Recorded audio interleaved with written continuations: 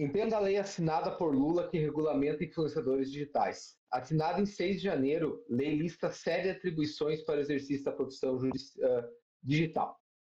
A lei que regulamenta a profissão de influenciador digital e as atividades relacionadas ao trabalho na internet, sancionada no início do ano, é insuficiente para combater a disseminação de desinformação e vai precisar de mais regulamentação, avaliam especialistas ouvidos pelo Estadão. O que acontece?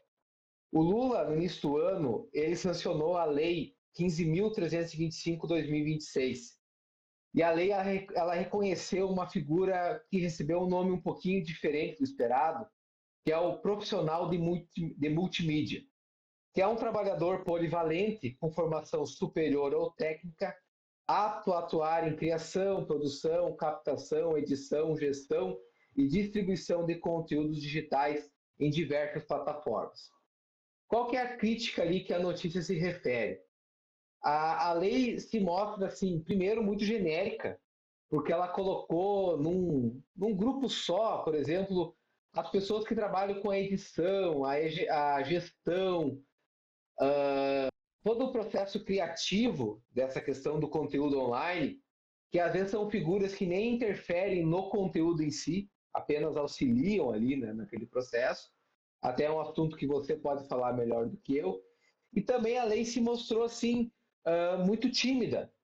É que pra Ela mim, é uma legislação com apenas 6 artigos e que não trouxe regras sobre como é que funcionaria essa questão dos conteúdos e também gargalos problemáticos como fake news e também responsabilidade sobre divulgação de conteúdos impróprios ou produtos que não são de qualidade, entre outros problemas nesse sentido.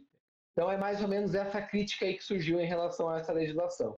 o que acontece é que eu não consigo ver essa lei indo na direção de regulamentar ou ficar com algum. Eu não vejo essa legislação indo na direção das fake news, tá? Ou outros problemas que tem de mídia. Eu acho que essa lei, como a questão de influencer é uma coisa que cresceu tanto. Então, por exemplo, hoje você tem pessoa que tem 10 mil seguidores no Instagram, mora numa cidade pequena e ela vive disso, tá? Ela vive de fazer pequenas propagandas e ela é uma publicitária que funciona com o próprio Instagram dela como fonte de divulgação de parceiros comerciais.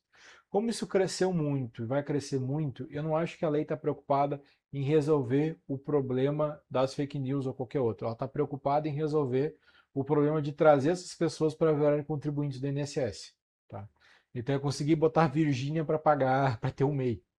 Eu acredito que ela vai nessa direção.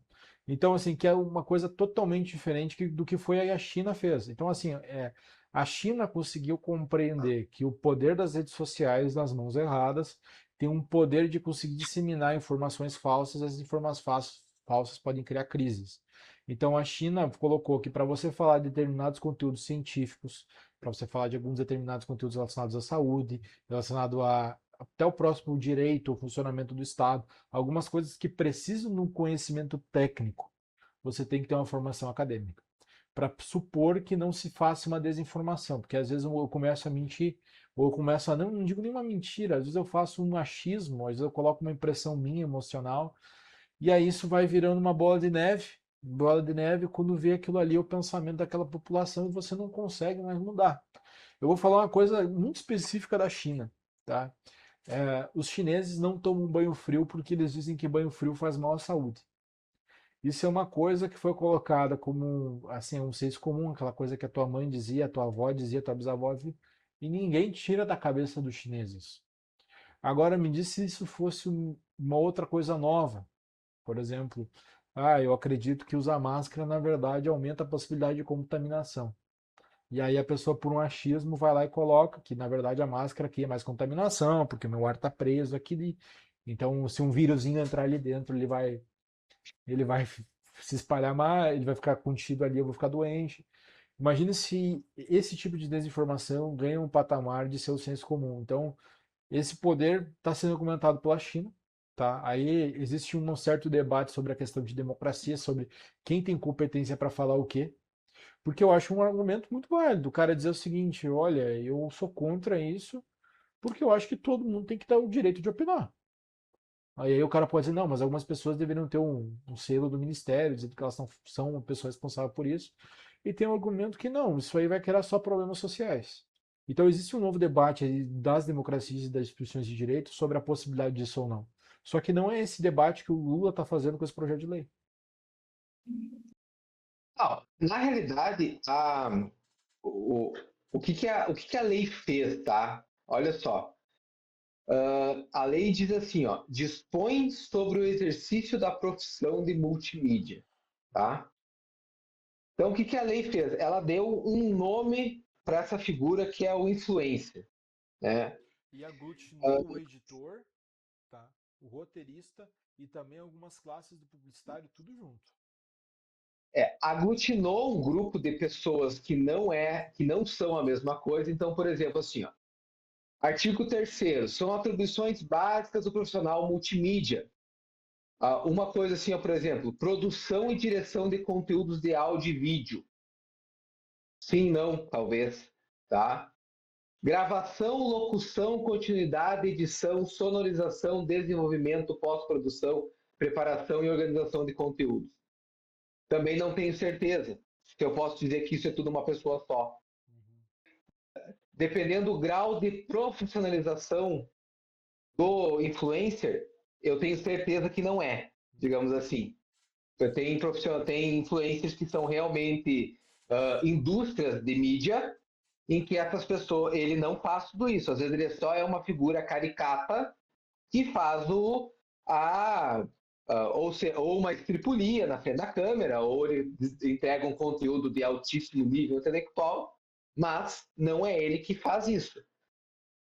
O que eu acho que a lei falha é em dois aspectos assim muito importantes. Primeiro, não fala na responsabilidade do influencer sobre o conteúdo que ele está endossando. Isso é muito importante.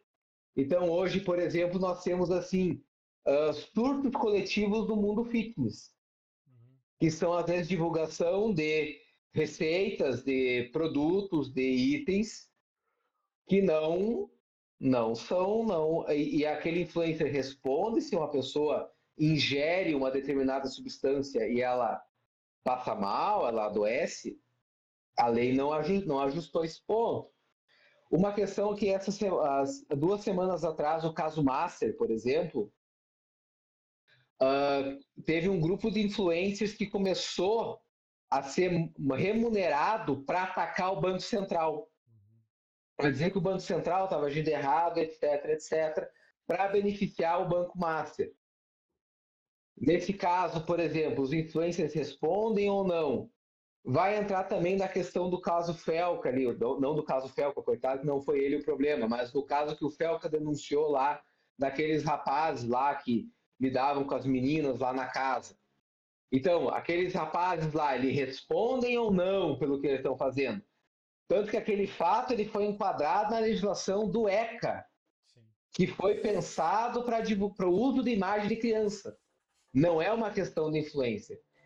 Então, a lei, no fundo, assim, a lei não atacou o problema. E Uhum. ali e tem um ponto na lei que até agora eu não vi ninguém assim debater muito forte, que é o artigo 5º, que é assegurado aos profissionais de outras categorias que desempenham atividades específicas ou correlatas de multimídia a faculdade de requerer, com a concordância do empregador, a celebração de aditivo contratual para o exercício do respectivo ofício ou profissão. Está chegando na Justiça do Trabalho uma discussão muito importante. Eu posso obrigar o meu empregado a fazer videozinhos para o Instagram? Eu posso pegar a minha vendedora da farmácia e colocar ela lá, falar assim: aqui na minha farmácia chegou o produto tal, venha comprar agora. Ou, por exemplo, aquela construtora que o rapaz coloca um capacete e ele acabou relevando uma pancada muito forte esses dias, de uma pasada na cabeça. Inclusive deu uma pequena polêmica, disse, nossa, o cara tá bem, porque foi realmente muito forte que ele levou e ele estava com o capacete. Agora a lei diz assim, ó, eu posso pedir para o meu patrão um contrato à parte, salário à parte, dinheiro à parte. Eu acho que talvez o Lula também tenha se focado um pouquinho nisso, porque É a está redução do gerando aí uma trabalho. situação, assim, até um constrangimento, de que assim, o patrão obrigando o pessoal a fazer, o pessoal mais jovem, ó, tem que fazer, tem que fazer, tem que fazer. E assim, ó, é um constrangimento. Não é qualquer um que faz vídeo, não é qualquer um que se sente bem, não é qualquer pessoa que está segura com o seu corpo, por exemplo, para falar, segura com a sua voz para falar. E tem pessoa também que é mais que o patrão lá, lide com os problemas dele, que eu não vou fazer isso aqui, eu sou vendedor, eu estou aqui para oferecer um produto. Então, eu acho que a lei está com um focozinho um pouquinho diferente que ninguém está se dando conta num primeiro momento. E aí, claro, obviamente que tu acertou na tampa que tem uma questão fiscal, que tem influência ganhando caminhões de dinheiro, e daí tu pega lá, tem uma empresa de vender curso cheia de benefício fiscal porque é educação. E agora não, agora tem um enquadramento. Também tem Então, outra tem questão que chama bastante coisa na atenção. frente. Eu não sou advogado, né? Então o que eu posso falar agora tudo é bobagem e aí tu me clarifique. Mas existe uma lei chamada Lei Caroline Dickmann, tá? Que é a primeira lei que começou a regulamentar os crimes cibernéticos. Então, o que que acontece? Meio que eu não, eu sei por cima da lei que mais ou menos diz assim: se um crime tem uma tipificação no mundo orgânico, vamos dizer assim, ela pode ser enquadrada como crime cibernético. Então, por exemplo, se eu meto um estelionato virtual, automaticamente eu estou cometendo um crime de estelionato, não é por ser virtual que eu sou isento disso. Então, a lei Caroline Dickmann veio para esse tipo de coisa. E eu acho interessante que eu não sou capaz de produzir uma tese, mas como muitos crimes talvez não sejam necessários você estar criando novos, mas usar somente esse dispositivo legal que já existe. Então, o caso do Ítalo Santos, ele foi enquadrado pelo ECA, mas, por exemplo, um outro crime de uma divulgação de uma fake news que vai gerar um homicídio, eu não fico perguntando se usando simplesmente a questão da lei da Caroline Dickmann, não seria possível estar só colocando, só instrumentalizando melhor essa lei do trabalho. Teria que, na verdade, criar uma espécie de regulamentação, uma legislação específica que efetivamente criminalizasse as condutas pelo uso de meio cibernético. A lei Carolina Dickmann, ela consegue alcançar isso aí, mas talvez não plenamente. Mas a questão que eu penso é ali até a questão do Ítalo ali nem tanto, é mais a questão mesmo. O direito americano, nesse sentido, pelo que a gente acompanha daqui, ele é um pouco mais avançado nisso, né? Sim. Que se aquela pessoa ela é um garoto propaganda, uma garota propaganda do conteúdo, ela acaba respondendo junto. E aqui no Brasil nós não tínhamos tão forte isso assim. Ah, só porque uma pessoa usa, eu também uso. E nos Estados Unidos isso sempre pareceu mais forte. Tanto que os garotos propagandas mais famosos no Brasil foi o pessoal do Bombril, o pessoal da Casas Bahia ali, aquelas figuras assim que foram mais. Só que agora, assim, se uma pessoa usa um produto, esse produto ganha proporção. E isso é complicado, principalmente em segmentos de beleza e esses pontos aí. Mas E aí, também essa questão de divulgação de fake news mesmo, né? aí também tem uma questão da tipificação, também é sobre qual tipo de relação que a pessoa tem com o produto que ela está divulgando. Isso é importante salientar que é diferente. Por exemplo, existe um conceito chamado money for, não, como é que é? Money for equity. Não lembro exatamente, não é money. Fugiu agora o termo. Mas é o seguinte, eu ganho uma porcentagem da empresa ou porcentagem do valor com base na minha divulgação. Então, quanto mais eu divulgo, mais eu vendo. Eu sou um vendedor da empresa, né? E eu boto meu rosto lá para gerar uma confiança. Ou eu simplesmente fui contratado para fazer uma publicidade. Então é totalmente diferente quando eu chego num cara das Casas Bahia e digo assim, ó, eu quero que você venha aqui, você faz esse roteiro aqui, você vai ser o ator dessa propaganda. Isso é uma coisa. Que é o que a gente está acostumado a lidar há muitos anos. Então o cara pode dizer, não, eu só fui ator, eu não entendo absolutamente nada de sofá, e se o sofá der um problema, não tem nada a ver. Agora o caso da Blaze, tá? E outras empresas que jogatina ou qualquer outro tipo de venda de produto é diferente porque o contrato não é simplesmente, eu quero que você faça tantos vídeos.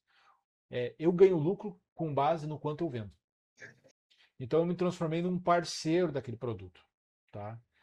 E a partir aí já muda totalmente, porque você não está fazendo um serviço indo embora. Você tá, alguns influencers, eles têm as redes sociais dele exclusivamente para conseguir captar mais pessoas, para conseguir fazer mais venda desses produtos. Pode ser cassino online, pode ser produtos de beleza. Então, assim, o meu intuito não é, eu sou uma personalidade digital e eu vou tentar vender algo aqui. Não, eu vou virar uma personalidade digital para conseguir vender isso.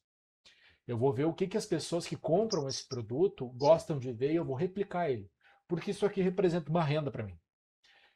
Quando a gente está falando de questões éticas, quando a gente tá falando de questões éticas, aí já começa a complicar, porque alguns produtos eles não podem ser tipificados como crime, mas eles são questões éticas. Por exemplo, hoje não, hoje estão regulamentando cassinos online.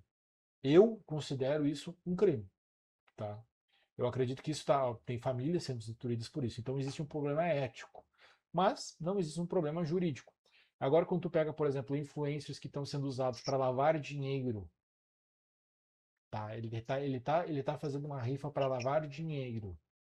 Aí sim, ele é enquadrado num crime. Então, é uma gigantesca gama de discussões que não se esgota num vídeo só, numa conversa só. Não, mas a única questão é que eu acho que a gente pode até rumo a uma conclusão, é que a lei foi muito tímida para enfrentar os problemas reais por trás da profissão, por trás desse segmento. Até porque, assim, ó, o que é a figura do influencer, né? Assim, eram pessoas que começaram a compartilhar sua rotina, ou pessoas que começaram a fazer umas coisas diferentes, e isso o pessoal começou a tentar para uma publicidade. Então foi uma profissão que surgiu de uma forma muito orgânica na sociedade. Sim, que ninguém E ela esperava. surgiu isso. Então, às vezes, são pessoas até assim que não fazem absolutamente nada, apenas divulgam alguns produtos. Eu entendo que existe um talento, uma empatia, um carisma, show de bola. Monetarize isso aí, é o que tu tem, tu acha que isso é um talento teu, show. Uh, mas, às vezes, são pessoas que não agregam nada, mas têm uma capacidade de difundir aquela informação, de divulgar aquilo ali de uma maneira absurda. Tanto que uma das coisas que me chamou a atenção foi restringir para nível técnico superior, mas ao mesmo tempo não faz o link que nem você falou que a China faz. Então, assim, eu tenho um nível superior, sei lá, em engenharia. Eu posso divulgar conteúdo em direito, Eu lembrei agora do ou, Henrique. ou eu posso divulgar conteúdos em direito imobiliário. Eu sou um engenheiro civil, eu posso divulgar em direito imobiliário. O engenheiro civil conhece muito de direito imobiliário, ele vai conhecer bastante isso aí. Pode ou não pode? Pela legislação, pode. Se eu for técnico em alguma coisa, eu posso também divulgar qualquer produto. Eu não entendi por que foi feita essa restrição. Não, e também tem um Eu não problema, né? sei. Você tem um problema, por exemplo, assim, grandes nomes, na verdade, algumas vezes não tem informação naquela área. O Gramsci, se eu não me engano, o Gramsci não tem nem faculdade, tá? O Serjão Foguete, o Serjão Foguete, ele tem uma formação em outra área. Sim, Então, também tem esse problema. Você tem aquele Eduardo Bueno que fala de história, ele não é historiador, o Peninha, aqui no Rio Grande do Sul, né? Então, você sim. também tem esse problema. Então, o Peninha não vai poder falar de história, ele tem um canal muito competente, história. E, e eu acho também que cria até uma situação que eu diria assim meio injusta, porque assim, ó, você pega uma pessoa, homem ou mulher, mas isso é um segmento mais dominado por mulheres, assim, vamos dizer assim, ó, uma mulher que tem um talento singular para decoração, por exemplo. E ela tem uma visão legal, ela tem uma vista bacana, ela tem uma coisa para jardinagem ali, e ela criou um perfil de jardinagem e decoração, e as marcas lá divulgam floriculturas, construtoras lá, para ela divulgar lá pecinhas, decorações, etc. Essa pessoa vai ter que ter uma formação em arquitetura ou em design para divulgar isso aí. Eu vou tirar essa pessoa que ela tem um talento idôneo, genuíno, só por causa que ela não teria formação, Tem outro porque tem problema. bastante influencer sem nem ensino médio, cara, Não, assim, que mas faz assim, tudo fácil, e, entendeu? e você cria um outro problema que tem muito idiota de diploma, tá? Tem muita gente. Ah, sim, pode ir para outra ponta, né? Esse é o Tem problema. muito idiota de diploma. E aí, por exemplo, você que argumentar isso sem. Eu acredito que o governo chinês, eu tenho que dar um olhar maior, mas ele se restringiu a algumas áreas, pelo que eu tinha entendido. E eles vão conseguir ter um olhar maior sobre isso, sobre se está sendo bobagem ou não. O governo com o Brasil não aconteceria isso nunca. É que assim, ó, eu vou ser bem estar contigo. A gente que é do segmento acompanha a legislação, as legislações que vão indo. Essa legislação não passou por um processo de maturação, Sim. ela não passou por um debate.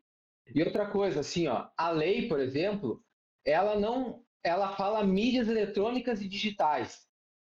Cara, nós precisamos de uma terminologia rede social mesmo. mídias eletrônicas digitais não é necessariamente, né, que ela é muito abrangente. Então, rede social, por exemplo, tem algoritmo, tem hashtag, tem viralização, tem trend, tem muitas coisas que é muito peculiar da rede social, que é o que tanto referisse no vídeo anterior, que é o que a Cambridge Analytica falou. Tem coisa que é o algoritmo que está me jogando, ou tem coisa que é material do influencer mesmo. Então a legislação, na verdade, ela foi tímida. Ela ficou assim. Quando eu fui estudar a legislação, até me surpreendeu. Nossa, 6 artigos só. É uma lei que, assim, na minha opinião de jurista, assim, teria que ter quase uns 40 artigos ali, porque nós temos uns conceitos para trabalhar em cima. Nós temos formas de agir que a lei tem que estar prevista.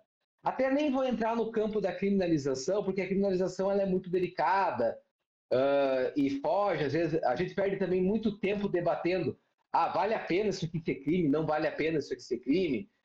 Mas tem que avançar aqui. Tá. Então, É isso.